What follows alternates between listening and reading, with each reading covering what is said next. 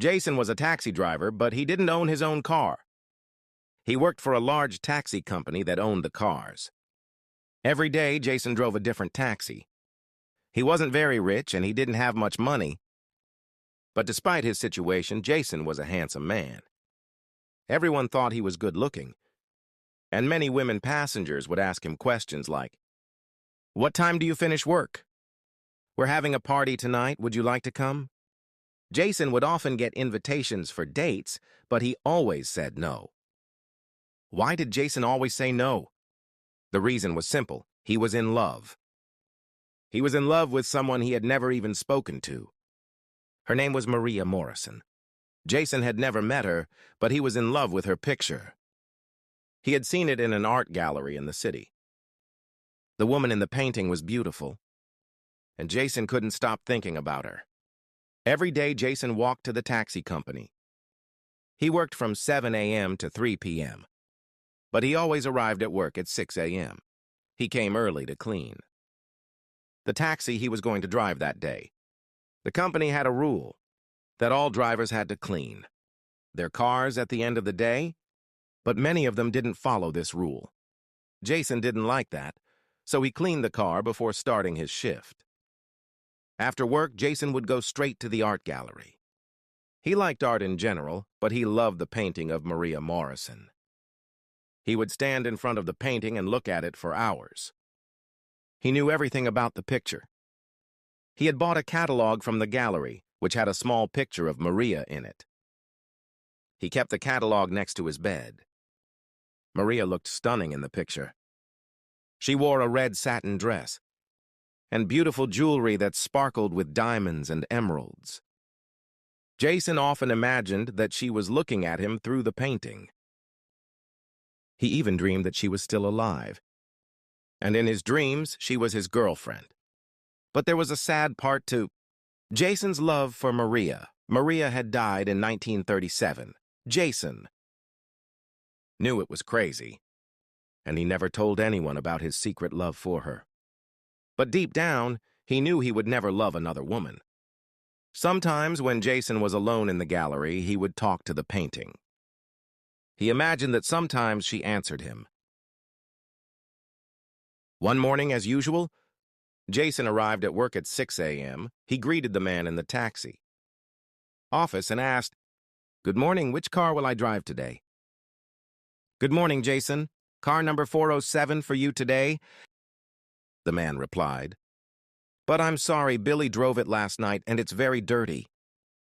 "That man is a pig. He never cleans his taxi." Jason didn't mind. "That's okay, I have time." "I'll clean it," he said. He began by cleaning the outside of the car. Then, when he started cleaning the inside, he noticed something shiny on the floor near the back seat. It was an earring. Jason picked it up. He looked at it carefully. "I've seen this earring before," he thought. He couldn't remember where, but it seemed familiar. The taxi company had a rule. If a driver found anything in the taxi, he was supposed to turn it into the office. But Jason didn't want to give the earring to the office.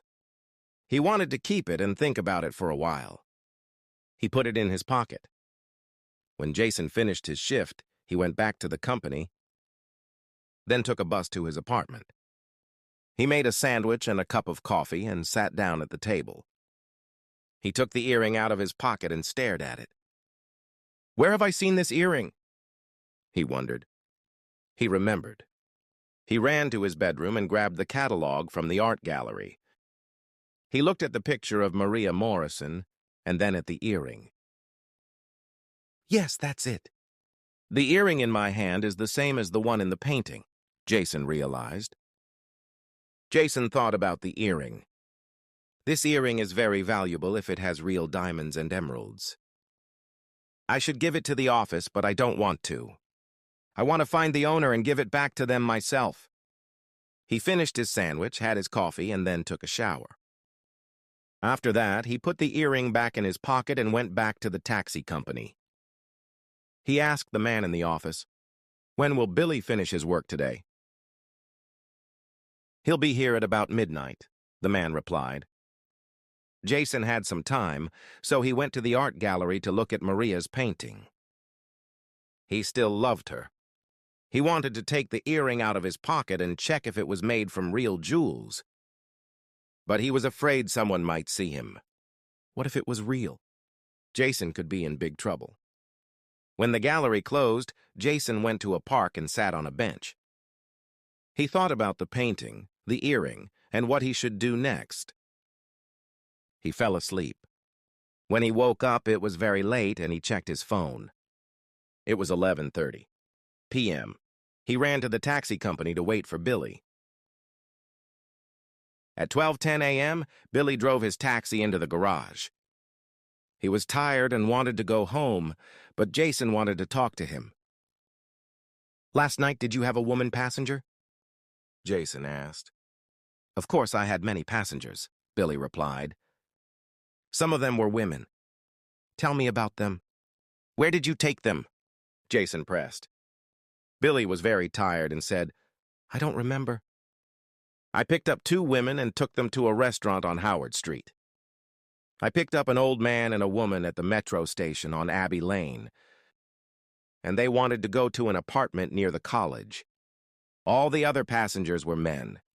Wait, I remember, I also took a young woman to a hotel. She seemed upset. That was my last job last night." Jason was curious. "Which hotel?" "I don't remember." "Go away, I'm too tired. I want to go home," Billy said and walked out of the garage. Jason thought for a moment. "What should I do?" He remembered that every time a taxi driver picked up a new passenger, they had to call the office. The company kept a record of every job on the computer. He ran to the office and spoke to the night manager, a woman named Nina. "Billy took a woman to a hotel last night." "Which hotel was it?" Jason asked. "Why do you want to know?" Nina asked. Jason didn't want to explain everything to Nina. If he did, she might ask why he had kept the earring. He didn't want to lose his job, so he just thought quickly and went to the computer. As he was looking up the details of Billy's last job, there was a loud noise from the garage. One taxi had crashed into another. Nina ran outside to handle the situation. Jason quickly found Billy's last job on the computer. It was too late to go to the hotel now. But tomorrow was Tuesday, and Jason didn't work on Tuesdays. He decided he would go to the hotel the next morning. The next day, Jason stood outside the hotel. It was a small, cheap hotel, mostly for young people without much money. He thought, only poor people stay here. So the earring must be made from glass and plastic. But he still wanted to find the owner of the earring. Jason waited for hours, watching people come and go. But he didn't recognize anyone. He began to feel frustrated. "I've seen so many people, but I don't know who owns the earring. I'm so stupid." He decided to go to the art gallery for some peace. Maybe Maria could help him. When Jason arrived at the gallery, he was angry to see that someone was standing in front of the painting of Maria Morrison.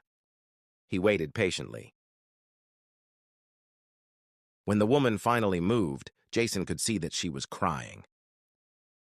The woman didn't notice Jason. She was speaking to the painting. "Oh, great-grandmother, I am Megan. I came here from my small town near Mistwood. I saved up for 2 years to come here. My grandmother gave me these earrings. She said they would bring me good luck.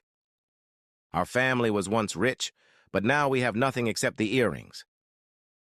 Jason listened quietly as Megan talked. She explained that she had worn the earrings when she went on a date with a man from her office. But he had taken her to a park instead of a restaurant, and she had run away. When she arrived at the hotel, she had only one earring. "I can't go back to that office. I don't know what to do," she said sadly. Jason stood still, thinking. He was sure the painting was looking at him now. He asked himself, "Maria Morrison wants me to do something. But what?" Then he shouted, "Maria Morrison, tell me what to do!" Megan turned around and looked at him. "Who are you?" she asked. I'm Jason. I'm a taxi driver. I have something for you, he said. Jason took the earring out of his pocket and handed it to Megan. Is this yours? He asked. Megan stared at the earring. Yes, this is a miracle. Where did you find it? How did you find me? She asked. Jason explained. I like this painting. When I found the earring, I thought it looked like the one in the painting. I came to check. Jason didn't want to tell Megan the full story. He was afraid she might think he was crazy. She was even more beautiful than Maria Morrison. Instead, he said, Would you like to come have a coffee with me? Megan smiled and said, Yes, I'd like that. But first I have to do something. She turned back to the painting and said, Thank you, great-grandmother. You have helped me. I will come and visit you often. Jason and Megan walked towards the door of the gallery. As they left, Jason looked back at the painting. Megan didn't see him, but Jason waved at Maria Morrison. He was sure that the woman in the painting was smiling and waving back at him.